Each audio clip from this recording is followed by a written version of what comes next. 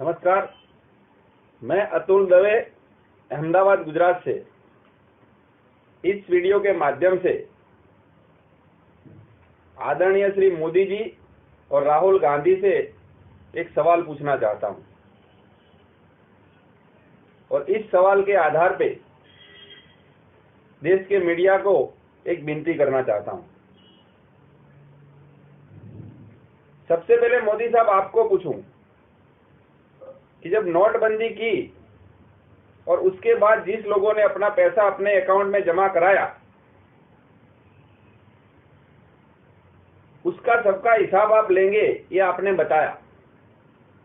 किसी को बख्शा नहीं जाएगा, ये भी आपने बताया। मगर उसके बाद राहुल गांधी ने बड़े जोर शोर से एक बात कहनी शुरू कर दी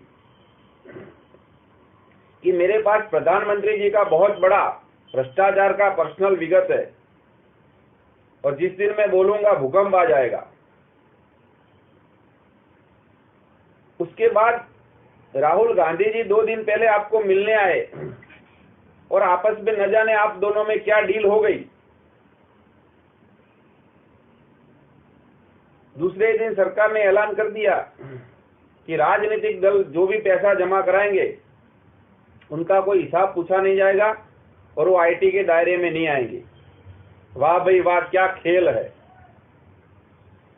लोगों का हिसाब लेंगे, लोगों की मेहनत की कमाई का हिसाब लेंगे और जो राजनीतिक पार्टी को फोकट में मिल रहा है उसका कोई हिसाब नहीं लेंगे। मतलब सब मिल बांट के खाएंगे और लोगों को उल्लू बनाएंगे। यही बात हुई ना।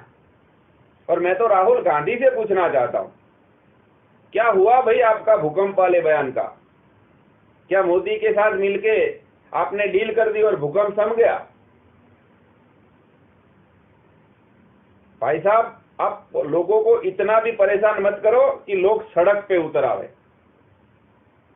और जिस दिन लोग सड़क पे आ गए ना, तुम लोगों को जवाब देना भारी पड़ जाएगा।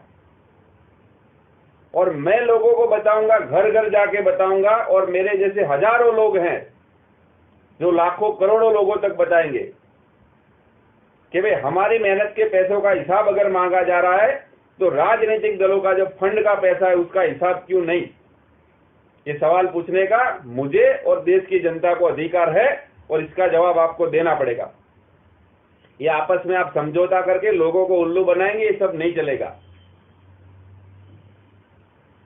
रही बात मेरे पे आपको जो केस करना कर देने का, देशद्रोह का जो भी आपके दिमाग में आकर कर दे, मुझे कोई परवाह नहीं है। मगर लोगों को अगर उल्लू बनाने की बात है तो मैं कभी भी सहन नहीं करूंगा। कौन सा तरीका है ये? लोगों का हिसाब लेंगे और राजनीतिक पार्टी हिसाब नहीं देंगे। आपको सबको हिसाब देना पड़ेगा और आपका ये फैसला आपको वापिस लेना पड़ेगा। जो भी राजनीतिक दल अपना पैसा जमा कराए उसका हिसाब लेंगे आप, और उसको भी काला धन माना जाएगा।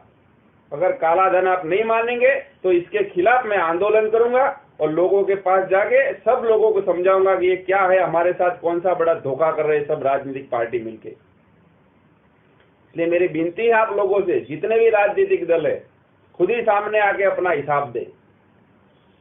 और दूसरा, मैं मीडिया के लोगों से बड़े आश्चर्य के साथ एक विनती करना चाहता हूं। क्या सरकार की अच्छी अच्छी बातें बढ़ा चढ़ा के जो भी है लोगों को दिखाते हैं, मगर जब ये फैसला हुआ कि राजनीतिक पार्टियां अपना पैसा जमा कराएगी तो वो आईटी के दायरे में नहीं होगी, तो देश का एक भी मीडिया इस पे सवाल क्यों नहीं उठा रहा? और देश का मीडिया इसके लिए डिबेट क्यों नहीं कर रहा? क्यों इसके लिए कोशिश की नहीं जा रही कि लोगों तक ये बात पहुंचे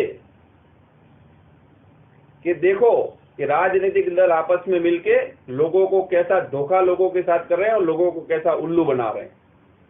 मेरी मीडिया के मित्रों से विनती है कि इस विषय में आप डिबेट कराइए, हर राजनीतिक दल को बुलाइए, और जब तक ये फैसला वापिस नहीं हो तब तक इस प्रश्न को उछालते रहिए, क्योंकि लोगों के हित का प्रश्न है, देश हित का प्रश्न है।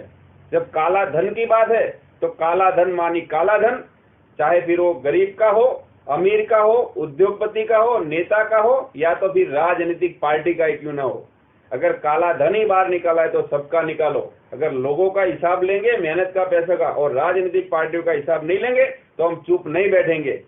इसी के साथ, इस विनती के साथ सरकार अपना फैसला वापिस ले और मीडिया इस बात में लोगों के साथ खड़ी रहे, इसी उम्मीद के साथ मैं अपनी बात खत्म करता हूं।